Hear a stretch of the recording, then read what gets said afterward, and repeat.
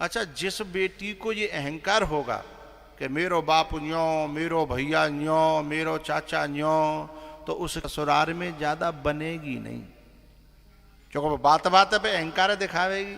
हैं तो आदमी बेचारो कब तक घूंट पीवे, वो काउन काउदना तो भाई कहनी पड़ेगी। जब त्यो चाचा न्यो, तेरो भैया न्यो, तो न्या का कर रही है, मई जा।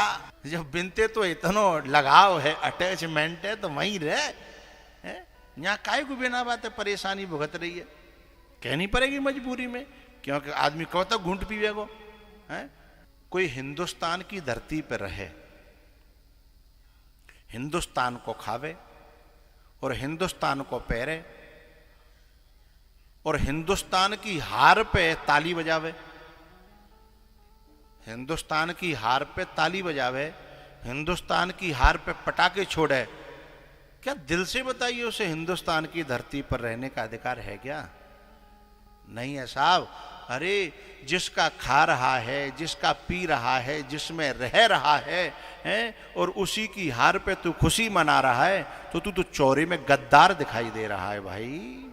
हैं जिसका खा रहे हैं, जिसका पी रहे हैं, जिसका पहन रहे हैं, जिसका ओढ़ रहे हैं, तो जिस पति के यहाँ हम रह रही हैं, जिनकी परंपरा में हमारा नाम जुड़ा है, जिसके यहाँ हमारा कन्यादान हुआ है, और फिर हम यहाँ की बुराई करें और वहाँ की बड़ाई करें, तो ये उस घर के प्रति वफादारी नहीं है।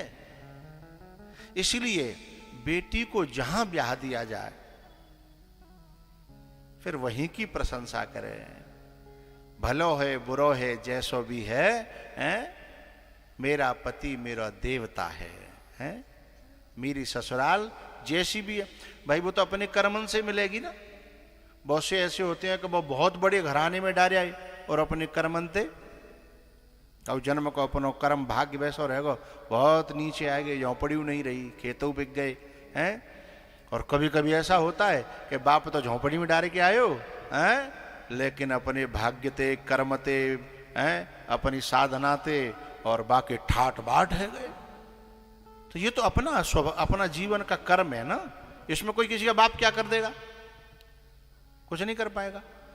तो इसलिए जहां हमारा विवाह हुआ, जिस घर में जैसा भी है, हमें उसी की प्रशंसा करनी चाहिए, उसी को मानना चाहिए, उसी को पूजना चाहिए।